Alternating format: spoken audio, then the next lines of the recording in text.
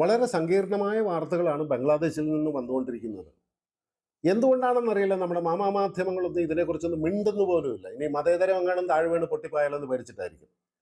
സ്ഥിരമായിട്ട് ദേശീയ മാധ്യമങ്ങളിലും അന്തർദേശീയ മാധ്യമങ്ങളിലും ഒക്കെ ബംഗ്ലാദേശിലെ കാര്യങ്ങൾ കുഴഞ്ഞു മറിയുന്നതും ബംഗ്ലാദേശ് ഇന്ത്യക്കെതിരെ ഒരു പടക്കോപ്പ് കൂട്ടുന്ന കാര്യങ്ങളും ഒക്കെ വാർത്തകളായിട്ട് വരുന്നുണ്ട്. പാകിസ്ഥാന്റെ സഹായത്തോടുകൂടി, ചൈനയുടെ മൗനസമ്മതത്തോടുകൂടി ഇന്ത്യയുടെ സിലിഗുരി കോറിഡോർ അഥവാ ചിക്കൻ നെക്ക് എന്ന് വിളിക്കപ്പെടുന്ന ആ വെറും 22 കിലോമീറ്റർ മാത്രം വീതിയുള്ള ആ ഒരു പ്രദേശം ഇന്ത്യയിൽ നിന്നും കട്ട് ഓഫ് ചെയ്യാനുള്ള നീക്കങ്ങളാണ് ബംഗ്ലാദേശിൽ നടക്കുന്നത് എന്നുള്ള വാർത്തകൾ ധാരാളമായിട്ട് പുറത്തു വരുന്നു. ഇതിനെക്കുറിച്ച് ഇന്ത്യയുടെ ആർമി ചീഫും പ്രതികരിക്കുന്ന ഒരു അവസ്ഥ വരെ ഉണ്ടായിട്ടുണ്ട്. യുഎൻഎസിന് ബംഗ്ലാദേശിൽ നിക്കക്കള്ളിയില്ലാതെ വന്നിരിക്കുന്ന ഒരു അവസ്ഥയാണ്. ഇന്ന് ഉച്ചയ്ക്ക് 12 മണിക്ക് ബംഗ്ലാദേശിലെ ഒരു എയർഫോഴ്സ് സ്റ്റേഷൻ, അവിടെ വലിയൊരു ആൾക്കൂട്ടം അതിലേക്ക് ഇടിച്ചു കയറി ആക്രമിക്കാനായിട്ടുള്ള ശ്രമമാണോ എന്നറിയില്ല, ഒരു വലിയ ശ്രമം അവിടെ നടന്നിട്ടുണ്ട്. എയർഫോഴ്സുകാർ അതിൽ വെടിവെച്ചിട്ടുണ്ട്. വെടിവെച്ചതിൽ ഒരുപാട് പേർക്ക് പരിക്ക് പറ്റിയിട്ടുണ്ട്. അതിൽ ഒരാൾ മരിച്ചു എന്നുള്ള വാർത്തകളാണ് ഈ നിമിഷം വരെ പുറത്തേക്ക് വന്നിരിക്കുന്നത്. പാകിസ്ഥാന്റെ ISIയുടെ വളരെ രൂക്ഷമായ പ്രവർത്തനങ്ങളും ബംഗ്ലാദേശിൽ ഉണ്ട് എന്ന് നമുക്കറിയാമെന്നുണ്ടെങ്കിലും ഇന്നലെ വെളുപ്പിന് 1 മണിക്കും 3 മണിക്കും ഇടയ്ക്കുള്ള ഒരു സമയത്ത് ബംഗ്ലാദേശിൽ നിന്ന് വരുന്ന കുറച്ച് വയർലെസ് കമ്മ്യൂണിക്കേഷൻസിനെ ഇന്ത്യൻ മിലിറ്ററി ഇന്റർസെപ്റ്റ് ചെയ്തിട്ടുണ്ട്.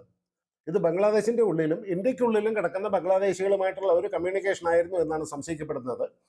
ഏതായാലും ISIയുടെ സപ്പോർട്ടോടുകൂടി നടക്കുന്ന വലിയൊരു പ്ലോട്ടിനെയാണ് ഇത് സൂചിപ്പിക്കുന്നതെന്നാണ് നമ്മുടെ മിലിറ്ററി എക്സ്പേർട്സ് പറയുന്നത്.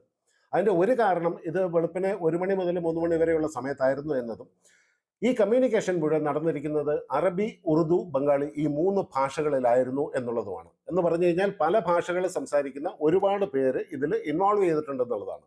ഉറുദു കൂടി വന്നു കഴിഞ്ഞപ്പോൾ പാകിസ്ഥാന്റെ ISIയുടെ ഇൻവോൾവ്മെന്റ് ഇതിൽ നമുക്ക് ഉറപ്പിക്കാം എന്നുള്ള സ്ഥിതിയിലാണ് കാര്യങ്ങൾ നിൽക്കുന്നത്. ഇതിനെക്കുറിച്ച് ദേശീയ മാധ്യമങ്ങളിലെല്ലാം ധാരാളമായിട്ട് ഇന്ന് രാവിലെ തന്നെ വാർത്തകൾ റിപ്പോർട്ട് ചെയ്തിട്ടുണ്ടായിരുന്നു. ISI ഏതായാലും ബംഗ്ലാദേശിലെ റാഡിക്കൽ എലിമെന്റ്സുമായിട്ട്, പ്രത്യേകിച്ച് റോഹിംഗ്യൻ തീവ്രവാദികളും ഉൽഫ തീവ്രവാദികളും ഒക്കെ ആയിട്ട് വളരെ ശക്തമായ ഒരു ബന്ധത്തിലാണ്. അതുകൂടാതെ തന്നെ ബംഗ്ലാദേശ് വളരെ ശക്തമായ ഒരു മിലിറ്ററി ബിൽഡപ്പും അവിടെ നടത്തുന്നുണ്ട്.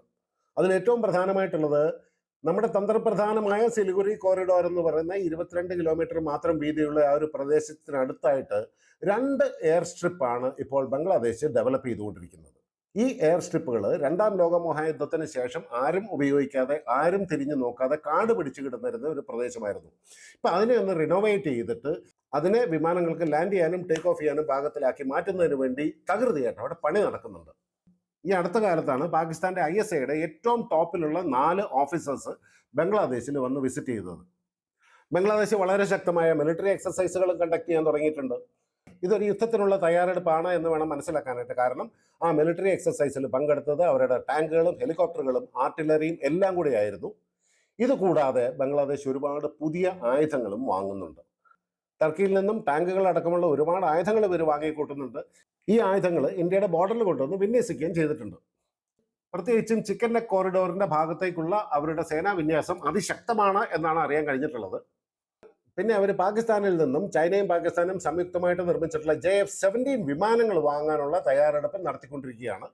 ബംഗ്ലാദേശി എയർഫോഴ്സ് പൈലറ്റ്സിനെ JF-17ന്റെ കോക്പിറ്റിൽ ട്രെയിനിങ് നടത്തുന്നതായിട്ട് കണ്ടതായിട്ടുള്ള വിവരങ്ങളും ഇപ്പോൾ മാധ്യമങ്ങൾ പുറത്തുവിടുന്നുണ്ട്. അതുപോലെ തന്നെ പാകിസ്ഥാന്റെ ആർമി ഒഫീഷ്യൽസ് ബംഗ്ലാദേശി ആർമിയെ ശക്തമായിട്ട് ട്രെയിൻ ചെയ്യുന്നുണ്ട്. ഈ അടുത്ത കാലത്താണ് അമൻ 2025 എന്ന് പറയുന്ന ഒരു ജോയിന്റ് നേവൽ എക്സസൈസിൽ പാകിസ്ഥാന്റെ കൂടെ കറാച്ചിയിൽ ബംഗ്ലാദേശ് നേവിയും കൂടെ ചേർന്നത്. വളരെ ശക്തമായ മോഡേണൈസേഷനാണ് ബംഗ്ലാദേശ് അവരുടെ മിലിറ്ററിക്ക് വേണ്ടി നടത്തിക്കൊണ്ടിരിക്കുന്നത്. വെള്ളത്തിലും കരയിലും ഉപയോഗിക്കാൻ കൊള്ളാവുന്ന ടാങ്കുകൾ അത് ചൈനയിൽ നിന്നാണ് വാങ്ങുന്നത്. സ്വിറ്റ്സർലാൻഡിൽ നിന്നും ഒരു എയർ ഡിഫൻസ് സിസ്റ്റം ഇവർ വാങ്ങിയിട്ടുണ്ട്. പിന്നെ ഇവർ ആയുധങ്ങൾ ഘടിപ്പിക്കാവുന്ന മൾട്ടി റോൾ അൺമാൻഡ് ഏരിയൽ വെഹിക്കിൾസും ബംഗ്ലാദേശി നേവിക്ക് വേണ്ടിയിട്ട് വാങ്ങിയിട്ടുണ്ട്. ഖത്തർ ബേസ്ഡ് ആയിട്ടുള്ള സ്റ്റാർക്ക് മോട്ടോഴ്സിൽ നിന്നും ഇവർ ആംഡ് പേഴ്സണൽ കാരിയേഴ്സും വാങ്ങിക്കൂട്ടിയിട്ടുണ്ട്. ഇത് കൂടാതെ ഇവർ സ്പെഷ്യൽ മിഷൻ വിമാനങ്ങളും വാങ്ങുന്നു എന്നാണ് അറിയാൻ കഴിഞ്ഞിട്ടുള്ളത്. അപ്പം ഇതെല്ലാം കൂടെ നമ്മൾ കൂട്ടിവെച്ച് നോക്കുമ്പോൾ ഇത് ഒരു പ്രതിരോധത്തിന് വേണ്ടിയിട്ടുള്ള ഒരു പെട്ടെന്നുണ്ടായ മുന്നേറ്റമല്ല, ഇതൊരു യുദ്ധത്തിനുള്ള തയ്യാറെടുപ്പ് തന്നെയാണ് എന്ന് വേണം മനസ്സിലാക്കാനായിട്ട്. പാകിസ്ഥാനിൽ നിന്നും ധാരാളമായിട്ട് കപ്പൽ മാർഗേണയുള്ള വ്യാപാരങ്ങളാണ് എന്ന് പറയപ്പെടുന്ന കുറേ ആക്ടിവിറ്റീസ് ബംഗാളിൽ നടക്കുന്നുണ്ട്. ഇനി അവിടെ നിന്നും എന്തൊക്കെ ആയുധങ്ങളാണ് ബംഗ്ലാദേശിലേക്ക് വന്നുകൊണ്ടിരിക്കുന്നത് എന്നുള്ളത് വളരെ രഹസ്യമായ ഒരു വിഷയമാണ്. അതുപോലെ തന്നെ പാകിസ്ഥാന്റെ ISIയുടെ ചീഫായിട്ടുള്ള lieutenant general Asim Malik Dubai വഴി ഈയിടെ ഢാക്കയിൽ ഒരു വിസിറ്റ് നടത്തിയിരുന്നു. ഇയാളെ അവിടെ സ്വീകരിക്കുന്നത് ബംഗ്ലാദേശിന്റെ ക്വാർട്ടർ മാസ്റ്റർ ജനറൽ ആയിട്ടുള്ള ലഫ്റ്റനന്റ് ജനറൽ മുഹമ്മദ് ഫൈസൂർ റഹ്മാനാണ്. ഈ മുഹമ്മദ് ഫൈസൂർ റഹ്മാന്റെ തീവ്ര ഇസ്ലാമിസ്റ്റ് നിലപാടുകൾ നേരത്തെ തന്നെ കുപ്രസിദ്ധമാണ്. ഏതായാലും പാകിസ്ഥാന്റെയും ബംഗ്ലാദേശിന്റെ ഇടയിൽ വളരെ ശക്തമായ ഒരു ഇന്റലിജൻസ് നെറ്റ്വർക്ക് തന്നെയാണ് ഇവർ എസ്റ്റാബ്ലിഷ് ചെയ്തുകൊണ്ടിരിക്കുന്നത്. അടുത്തിടെയാണ് പാകിസ്ഥാന്റെ ISIയുടെയും മിലിറ്ററിയുടെയും ഒഫീഷ്യൽസ് ബംഗ്ലാദേശിലെ റംഗ്പൂർ ഡിസ്ട്രിക്റ്റിൽ ഒരു വിസിറ്റ് നടത്തിയത്. ഇത് ഇന്ത്യയുടെ ചിക്കൻ നെക്കിനോട് വളരെ ചേർന്ന് കിടക്കുന്ന ഒരു സ്ഥലമാണ്. റംഗ്പൂർ ഡിസ്ട്രിക്റ്റ് നിന്ന് ചെലിഗുറി കോറിഡോറിലേക്ക് 130 കിലോമീറ്റർ മാത്രമാണ് ദൂരമുള്ളത്. അവിടെ ഇന്ത്യയുടെ ഒരു പ്രധാനപ്പെട്ട മിലിറ്ററി ഹബ്ബ് ആണ് എന്നും നമ്മൾ മനസ്സിലാക്കണം. പിന്നീട് ഈ പാകിസ്ഥാനി ഒഫീഷ്യൽസിനെ വളരെ സെൻസിറ്റീവ് ആയിട്ടുള്ള ചിത്തഗോങ് മലകളിലേക്കും കൊണ്ടുപോയിരുന്നു എന്നുള്ള വാർത്തകളും ഇപ്പോൾ റിപ്പോർട്ടിൽ വന്നിട്ടുണ്ട്. ഏതായാലും ബംഗ്ലാദേശിന്റെയും പാകിസ്ഥാന്റെയും ആർമി ഓഫീസേഴ്സിന്റെയും പെട്ടെന്നുള്ള ഈ വിസിറ്റുകളും പെട്ടെന്നുള്ള ആക്ടിവിറ്റീസും എല്ലാം വളരെ അതിശയത്തോടു കൂടിയാണ് എല്ലാവരും നോക്കിക്കാണുന്നത്. കാരണം പെട്ടെന്ന് തന്നെ ഒരു മിലിറ്ററി സെക്യൂരിറ്റി ഒബ്ജക്റ്റീവ് അച്ചീവ് ചെയ്യാനായിട്ടുള്ള ധൃതി പിടിച്ചുള്ള ഒരു മൂവ് ആണ് എന്ന് വേണം ഇതിനെ മനസ്സിലാക്കാനായിട്ട്. അങ്ങനെ വരുമ്പോൾ ബംഗ്ലാദേശിനെ മുൻനിർത്തി പിന്നിൽ നിന്ന് പാകിസ്ഥാൻ ഇന്ത്യക്കെതിരെ ഒരു ആക്രമണം അഴിച്ചുവിടാനുള്ള സാധ്യത ഏത് നിമിഷവും നമുക്ക് തള്ളിക്കളയാനും പറ്റില്ല. സൗത്ത് ഏഷ്യ ടെററിസം പോർട്ടലിന്റെ ഒരു റിപ്പോർട്ട് പ്രകാരം ഉൽഫ റിബൽസിനെയും റോഹിംഗ്യൻ തീവ്രവാദികളെയും പാകിസ്ഥാന്റെ ISIയും അഫ്ഗാനിസ്ഥാനിലെ മുജാഹിദീനുകളും ട്രെയിൻ ചെയ്തിട്ടുണ്ട്. ഏകദേശം 200 ഉൽഫ ആക്ടിവിസ്റ്റുകളെ ട്രെയിനിങ് കഴിഞ്ഞവർ തിരിച്ചയച്ചിട്ടുണ്ട് എന്നും ആണ് വാർത്തകൾ വരുന്നത്. ഈ അടുത്ത കാലത്തായിരുന്നു വധശിക്ഷ കാത്തു കഴിയുന്ന ബംഗ്ലാദേശിലെ പരേഷ് ബറുവ എന്ന് പറയുന്ന ഒരാളെ ബംഗ്ലാദേശി ഹൈക്കോടതി ജീവപര്യന്തം തടവാക്കിയിട്ട് വധശിക്ഷയെ കുറച്ചു കൊടുത്തത്. ഇയാളെ 2004 ചിത്തഗോങ് ആയുധക്കടത്തിന്റെ കേസിലാണ് അറസ്റ്റ് ചെയ്തത്. അതിനുശേഷമാണ് ഇയാളെ വധശിക്ഷയ്ക്ക് വിധിച്ചതും ഇപ്പോൾ ആ വധശിക്ഷ ഇളവ് ചെയ്ത് കൊടുത്തിരിക്കുന്നതും. ഇയാളുടെ കയ്യിൽ നിന്നും ഇതുവരെ കണ്ടിട്ടുള്ളതിൽ വെച്ചിട്ട് ഏറ്റവും വലിയ ഒരു ആയുധ കൂമ്പാരം തന്നെയാണ് കണ്ടെടുത്തത്. 10 ട്രക്ക് നിറയെ ഇല്ലീഗൽ ആംസും അമ്യൂണിഷൻസും ആണ് അന്ന് പിടിച്ചെടുത്തത്. അതിൽ 4390 വെടിക്കോപ്പുകളും 27,020 ഗ്രനേഡുകളും 840 റോക്കറ്റ് ലോഞ്ചറുകളും 300 റോക്കറ്റുകളും 2000 ഗ്രനേഡ് ലോഞ്ചിങ് ട്യൂബ്സും 6392 മാഗസീൻസും ഏതാണ്ട് 11 ലക്ഷം ബുള്ളറ്റുകളുമാണ് അന്ന് കണ്ടെടുത്തത്. ഇത് മുഴുവൻ ഇന്ത്യയുടെ വടക്ക് കിഴക്കൻ സംസ്ഥാനങ്ങളിൽ ഉപയോഗിക്കാൻ വേണ്ടിയിട്ട് ചൈനയിൽ നിന്ന് സ്മഗിൾ ചെയ്ത് കൊണ്ടുവന്നതായിരുന്നു. ഏതായാലും ഇന്നലത്തെ സൺഡേ ഗാർഡിയനിൽ വന്ന ഒരു റിപ്പോർട്ട് പ്രകാരം അമേരിക്ക ഇതിൽ എന്തെങ്കിലും നടപടിയെടുക്കാനുള്ള ഒരു സാധ്യതയുണ്ട്. സൺഡേ ഗാർഡിയനിൽ വന്ന റിപ്പോർട്ടിൽ അവർ വളരെ വിശദമായിട്ട് പറയുന്നുണ്ട്, ഡൊണാൾഡ് ട്രംപിന്റെ 2ാം ഊഴത്തെ പാകിസ്ഥാനിലെ ISI ഭയപ്പെടേണ്ടിയിരിക്കുന്നു എന്നാണ് അതിന്റെ തലക്കെട്ട് തന്നെ.